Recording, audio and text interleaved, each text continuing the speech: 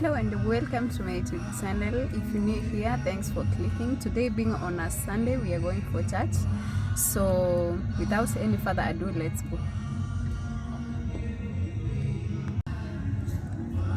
So basically this is how the church looks like. We have like three flags. We have the Kenyan flag. Kenya is in Africa, and the first one you see just right ahead of me is the Kenyan flag. And this is the parking area. Let me show you. Of course, quite big. Remember, this is a village church and it's built on a 10-acre piece of land. So here everything is kind of spacious in a way. The church is really big. Leave alone the church compound. The church itself is built on a 3-acre piece of land.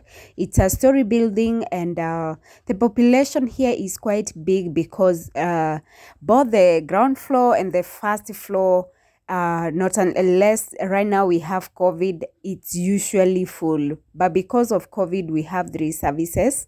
Each service has, of course, it's big. You just sit on your side alone and everything is good to go. So we've planted some flowers on this side. This is where the motorbike guys park their motorbikes.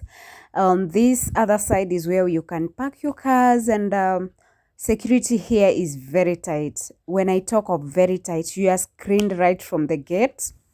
And ahead of me, hope you can see security guys over there. We also have security at the gate at the back of the church, because this is a very big church. This is where the most prominent people come worship. So I don't think I'll be able to film in the church, of which I'm not intending to, because the service is very short, like 30 minutes or 45 minutes. So I'll just concentrate. And from here, I'm planning to go home by the time the service is over. I don't think I have another program for today. I just want to go home and prepare my lunch, because I didn't take breakfast. I'm very hungry, by the way. I'm just hoping that the service will not take that long, which I know it will not. So let's go meet in my kitchen and I show you what I'm preparing for my lunch. Something simple, at least to keep me through the day.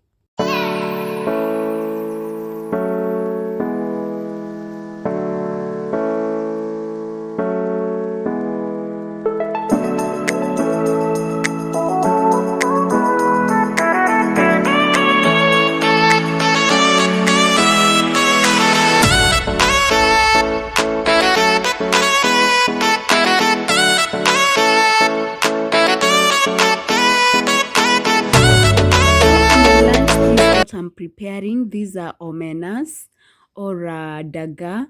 I think DAGAA is the English name, but yeah. If you know the English name for omena, tell us on the comment box, because I know here in Kenya we call them omena. Some people call it DAGAA. I don't know if DAGAA is the English name or it's just a name. And this is basically how they look like. These are young ones of a fish. You eat them together with the head, but for me, I cut off the head before I cook. So let's start sieving them. As in, let's chop off the head. And when I talk of the head, we are going to cut from here. You just use your hands to chop them like this.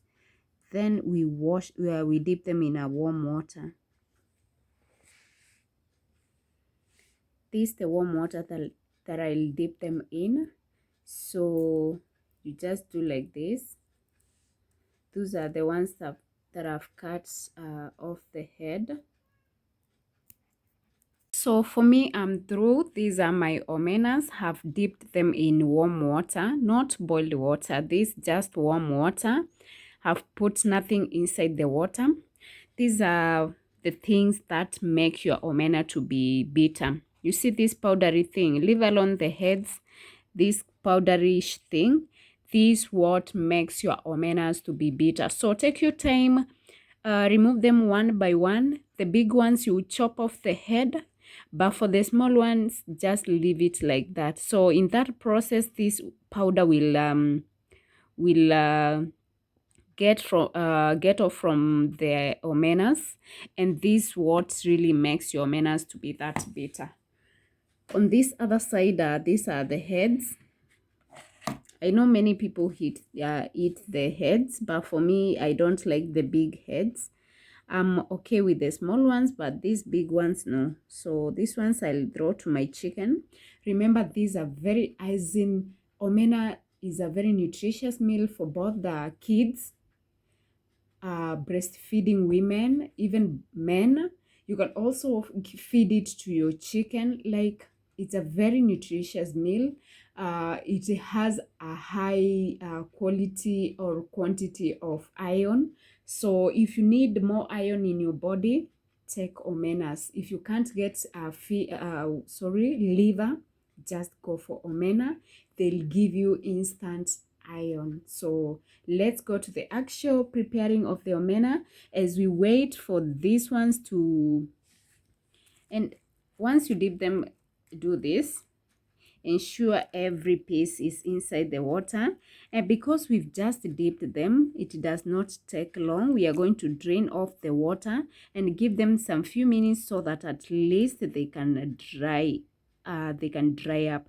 And if you want to know that your omenas are okay or they are the best quality, ensure they are shiny like these ones. If you know of a different technique whereby you can use to know which omena is the best, just tell us and share with us on the comment box, because lately I'm using this technique of shining omenas. So if you're familiar with omenas that much, just tell us how one can detect the best omenas to cook. So this is how my DAGAA looks like. Hope you can see there's no water. Next, we are going to deep fry them or dry fry them in cooking oil. For me, I prefer when they are not many like these ones. These are just a few. So when they are not many, I do dry fry. But when they are many, I deep fry. So let's dry fry them so that at least we can get that unique taste we are looking for. So this is how they look. Have actually put cooking oil on my pan. Then after it has boiled a little bit is when I have dipped these DAGAAs. The secret here is to just drain. We are going to fry red onions in a different sufuria or pot. Once the onions are started turning golden brown, that's when you're going to add in your ginger. For today, I'm just going to use ginger alone.